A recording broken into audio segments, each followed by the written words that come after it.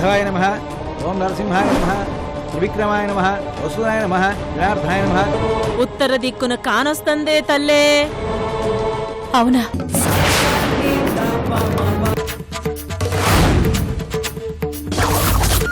గౌరీ మా నుంచి దూరమై కూడా చాలా రోజులైంది. తనకు రోజు ఇవ్వాల్సిన టాబ్లెట్స్ కూడా ఇచ్చే పరిస్థితే లేదు. మరిప్పుడు తనెలా ఉంటుంది? నిజం చెప్పాలంటే ఇన్ని రోజులు ఆ మెడిసిన్స్ వాడకుండా బ్రతకడం చాలా కష్టమండి.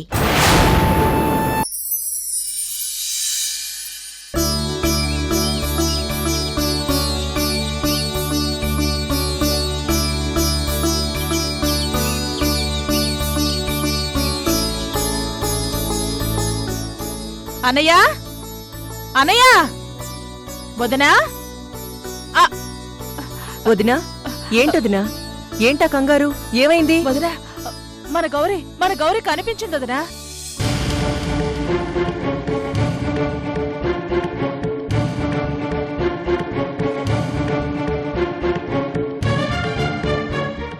అవునా? గౌరీ కనిపించిందా వదినా? ఎక్కడమ్మా? ఎక్కడ కనిపించింది? ఏంటి పిన్ని? అమ్మా భవానీ, గౌరీ కనిపించిందమ్మా, మన గౌరీ కనిపించింది. ఎక్కడో కాదు, ఇక్కడే ఈ ఊర్లోనే ఉంది.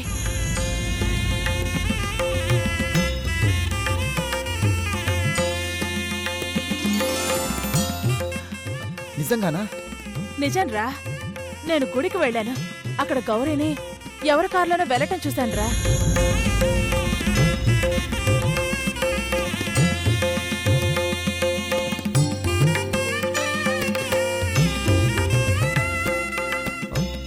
ఆ కార్ ఎవరిది?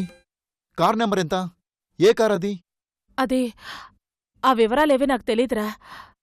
గౌరీ కనిపించేసరికి కారు వెనకాల పరిగెత్తాను. నెంబర్ గురించి నేను పట్టించుకోలేదు.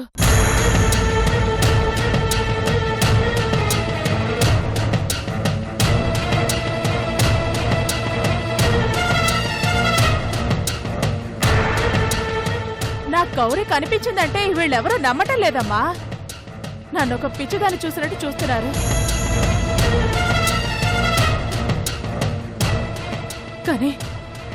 కానీ నేను చెప్తుంది నిజం తల్లి. నా కళ్ళు నన్ను మోసం చేయు. చాలా స్పష్టంగా నేను గౌరీని చూశాను. నన్ను నువ్వేనా నమ్మమ్మా? అలాగే పిన్ని, నేను నమ్ముతాను. కూల్. అసలే గౌరీ పరిస్థితి బాగాలేదమ్మా. మరి వాళ్ళతో ఎలా ఉందో, తన జబ్బు ఏవైందో ఏంటో నాకేమీ అర్థం కావట్లేదు. నువ్వే ఏదోటి చేయాలమ్మా.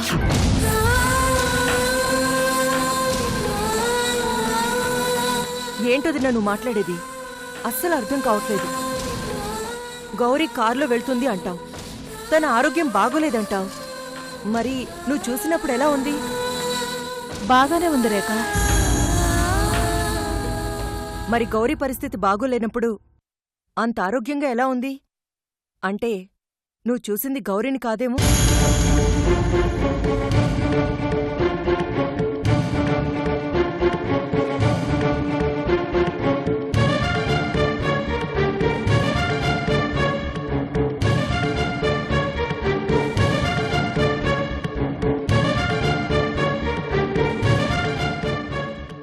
ఏంటి రేఖ, నీ కంటికి నేను పిచ్చిదానిలా కనిపిస్తున్నానా?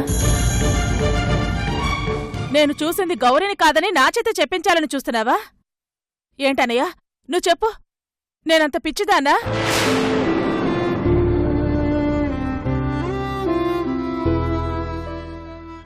నా మనవరాల్ని నేను గుర్తుపట్టలేనంత వెర్రిదాన్నా? చెప్పనయ్యా. అయ్యో స్నేహ, అదేం లేదమ్మా.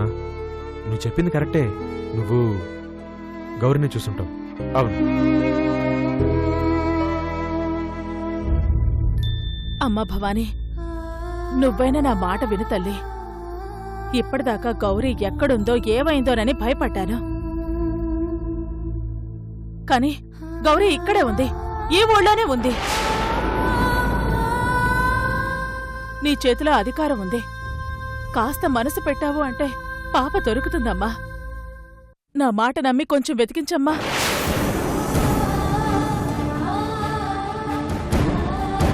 అలాగే పిన్ని, ఆ ప్రయత్నం నేను చేస్తాను. నువ్వు ధైర్యంగా ఉండు.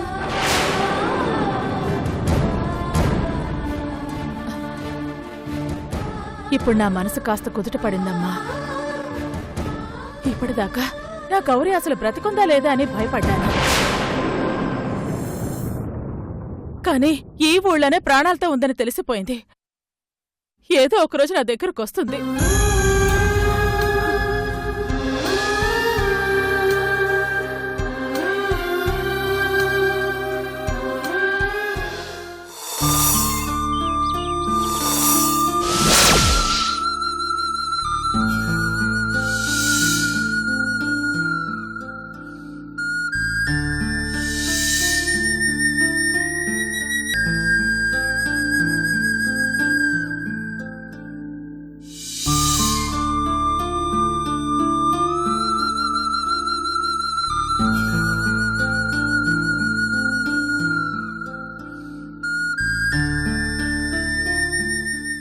ఏంటమ్మా, నువ్వింకా ఫ్రూట్స్ తినలేదా? తినాలి కదా.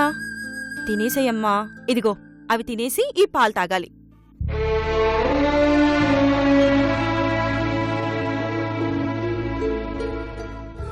ఏమైందమ్మా, ఎందుకలా ఉన్నావు? ఒంట్లో బాలేదా?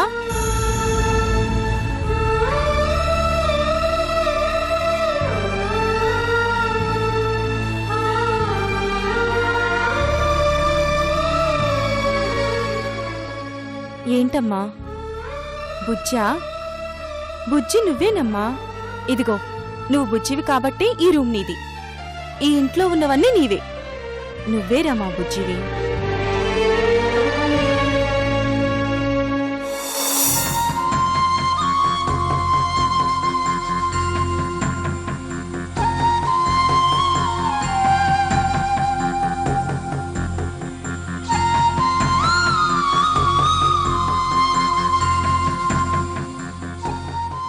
ఏమేం సాయితి?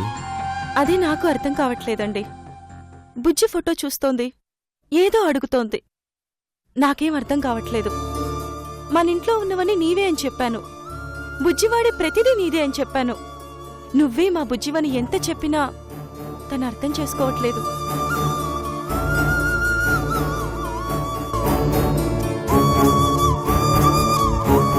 సాయితి, ఒకసారి వెళ్ళరా.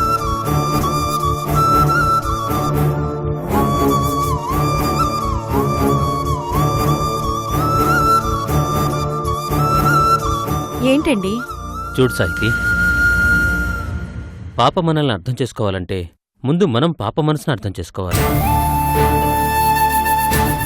తనేం పాలు తాగే పసిపిల్ల కాదు. బుజ్జి జ్ఞాపకాలు మనం మర్చిపోనంతకాలం తను బుజ్జిని మర్చిపోలేదు. మన బుజ్జిగా మారలేదు. కాబట్టి మార్పు అనేది ముందుగా మనకు రావాలి. అదేంటండి అలా అంటారు? అవును సాయితి, ఆ పాప ఏ స్థితిలో ఉండగా బుజ్జి ఈ ఇంటికి తీసుకొచ్చిందో తనకు తెలుసు. బుజ్జి తనని ఎంత బాగా చూసుకుందో తెలుసు. అలాంటి బుజ్జి చనిపోయిందనే బాధ తనకుండదు.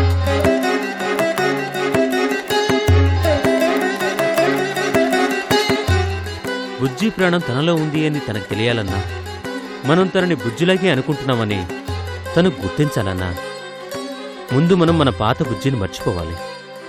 అదే రూంలో తన నుంచి బుజ్జికి సంబంధించిన వస్తువులన్నీ మన ఇంట్లోంచి తీసేయాలి. ఒక్కసారి ఆలోచించు సాయితి. నిజమేనండి, నేనిదంతా ఆలోచించనే లేదు.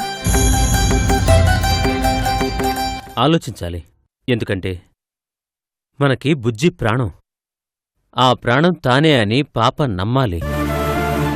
మనం కూడా నిజంగా ఈ పాపని బుజ్జిలా ప్రేమించాలంటే వెంటనే బుజ్జి జ్ఞాపకాలు ఏవీ కనిపించడానికి వీల్లేదు.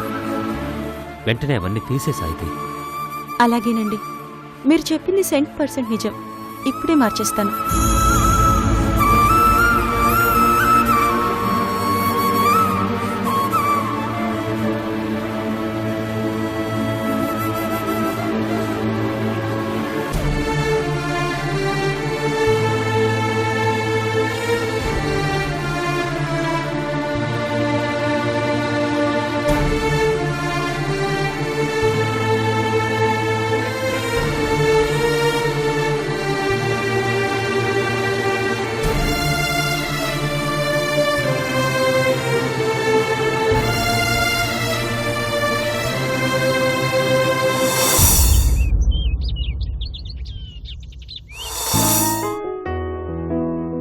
మేడం, ఈరోజు ఇంటర్వ్యూకి వచ్చిన క్యాండిడేట్స్ లిస్ట్ ఇందులో ఉంది. ఓకే.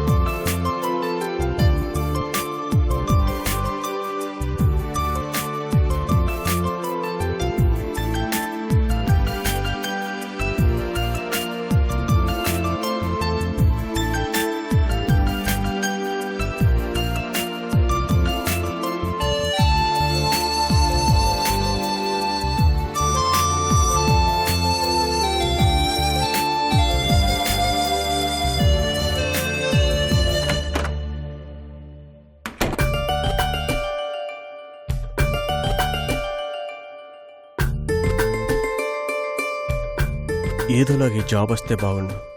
Excuse me, yes. మీరు ఇంటర్వ్యూకి వచ్చారా? మరి ఇక్కడ భోజనానికి పిలవలేదు కదండి, అందరినీ ఇంటర్వ్యూకే కదా పిలిచారు. ఐఎమ్ సారీ, నా ఉద్దేశం అది కాదండి. ఇది మీకు ఎన్నో ఇంటర్వ్యూ. లెక్క పెట్టలేదు. కానీ నేను లెక్క పెట్టానండి. ఇది నాకు 100వ ఇంటర్వ్యూ. అవునా? అవునండి.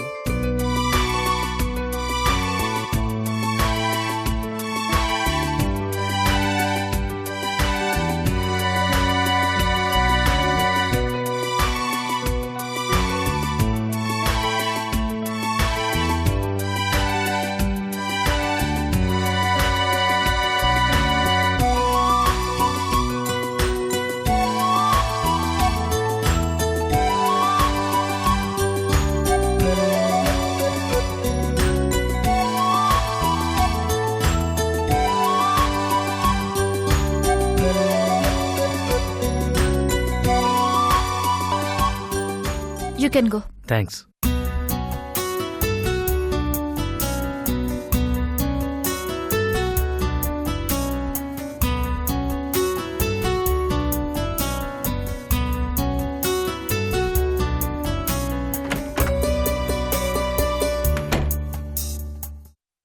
సార్, ఆ. మీరు వెళ్ళండి. ఓకే.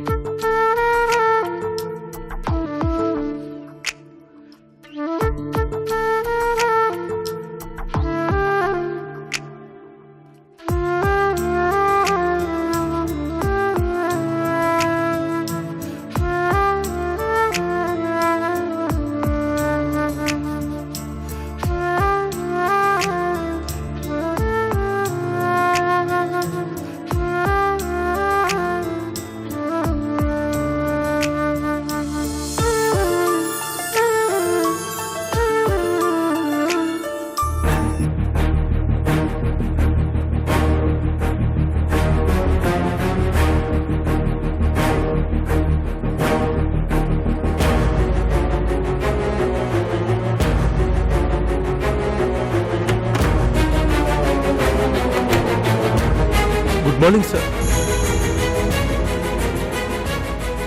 మేడం,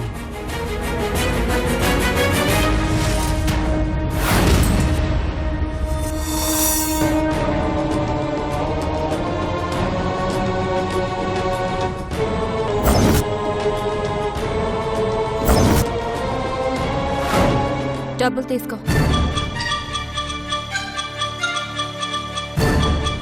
మేడం 25 రూపాయలు చిల్లర లేదు.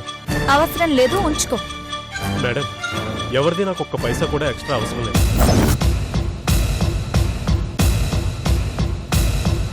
ఓ, మీరా? రండి, కూర్చోండి. Thanks madam.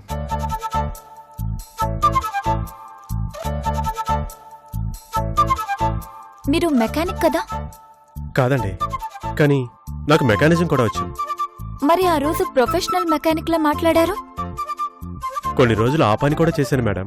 మరి ఈ జాబ్కి ఎందుకు వచ్చారు? దాని మీద ఇది బెటర్గా ఉంటుందని. ఓ, అలాగా. మీ సర్టిఫికెట్స్ ఇవ్వండి.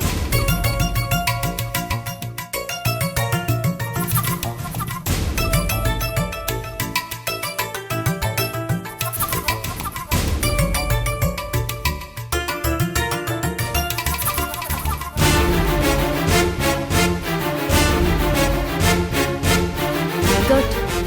మంచి రికార్డే ఉంది. కానీ ఈ కంపెనీలో పనిచేయాలంటే మా కంపెనీ రూల్స్ కొన్ని ఫాలో అవ్వాల్సి ఉంటుంది. అలాగే మేడం, మీరేం చెప్పినా చేస్తాను.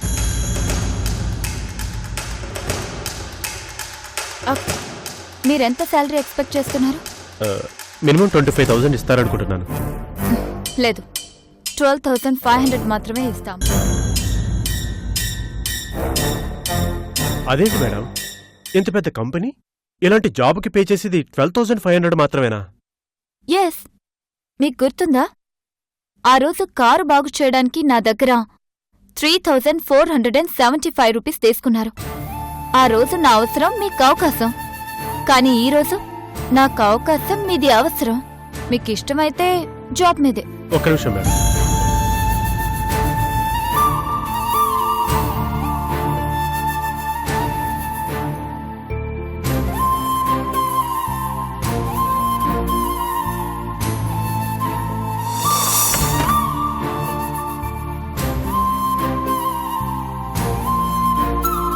మేడం, మీరు చెప్పిన జీతానికి ఇదిగో ఇతను చేస్తాడు మేడం.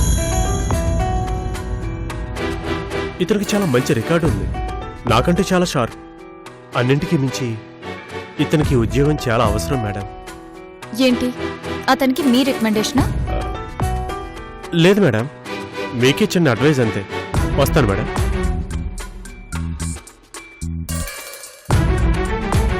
సారీ మేడం, ఆ రోజు చిల్లర లేక మీకు 25 రూపాయలు ఇవ్వలేకపోయాను.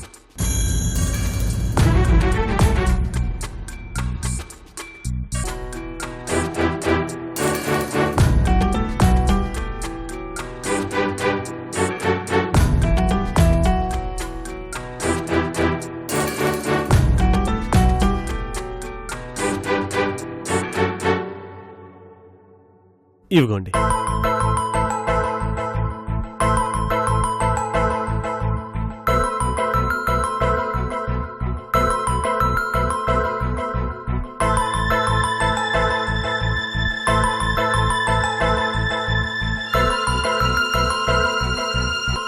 మీ డబ్బులు లెక్క పెట్టుకోండి.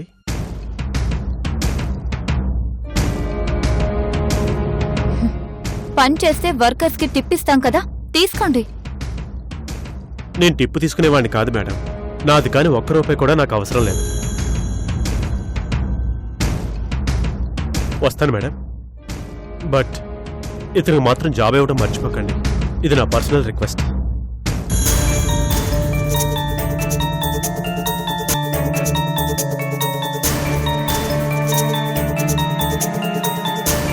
మీరు కూర్చోండి. ఫైల్ ఇవ్వండి.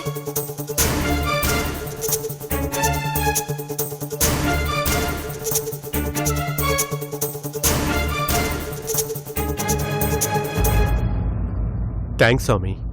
నేను ₹25 ఇవ్వాల్సిన ఆమె ఇంత పెద్ద సిటీలో ఎలా పట్టుకోవాలి, ఎలా ఇవ్వాలని టెన్షన్ పడ్డాను. ఇప్పుడు ఆ అప్పు తీర్చేశాను. ఇంక నేనెవ్వరికీ బాకీ లేను. ఈ అవకాశం నాకు ఇచ్చినందుకు చాలా థ్యాంక్స్ స్వామి. వస్తాను.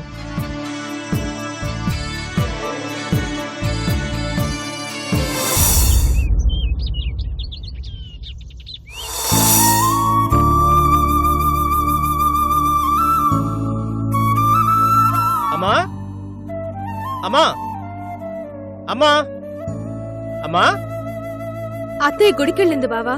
ఏం కావాలి బావా? ఏం లేదులే. ఏం లేకుండా అత్తయ్యను ఎందుకు పిలుస్తావు? ఏంటో చెప్పు బావా. ఏం లేదు అంటున్నానుగా. ఏం బావా, కాపురం చేయడానికి ఎలాగూ పనికిరాను, కనీసం నీ అవసరాలేంటో తెలుసుకొని అవి తీర్చడానికి కూడా పనికిరానా బావా?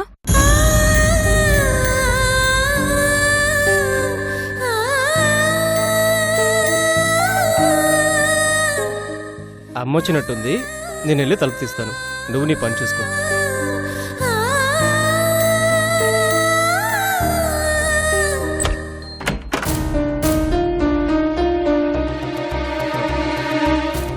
మీరు? నేను మహాలక్ష్మి ఫ్రెండ్ని. తన ఇంట్లో లేదా అండి? ఉంది. మహా, నీకోసం నీ ఫ్రెండ్ వచ్చింది. మీరు రండి.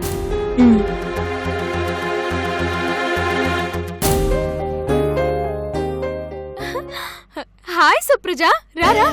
ఎలా ఉన్నావే? ఎన్నాళ్ళైంది నిన్ను చూసి. బావా తను నా ఫ్రెండ్ బావా. నమస్తే. నమస్తే. మీరు మాట్లాడుతూ ఉండండి, నేను ఆఫీస్కి రెడీ అవుతాను. సరే బావా, రావే కూర్చో. రా.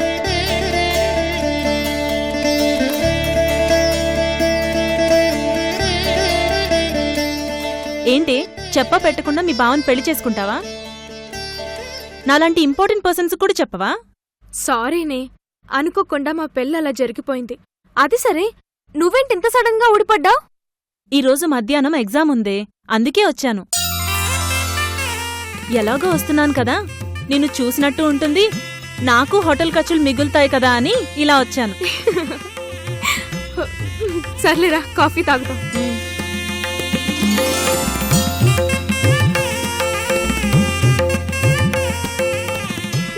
చెప్పవే, మీ ఆయన పిల్లాడు ఎలా ఉన్నారు? మాదే ఉందే పాత కాపురం, కాని కొత్త జంట కొత్త కాపురం. నువ్వే ముచ్చట్లు చెప్పాలి. చెప్పు చెప్పు. చెప్పవే. ఎప్పుడు చూసినా మా బావా అని మీ బావ పేరే స్మరిస్తూ ఉండేదానివి కదా. చివరికి నీ కల నిజం చేసుకున్నావు. ఇప్పుడు చెప్పు, ఏంటి విశేషం? ఊరుకో హృదయమా, ఉప్పెనై రాకుమా, మాట మన్నించుమా, బయటపడిపోకుమా.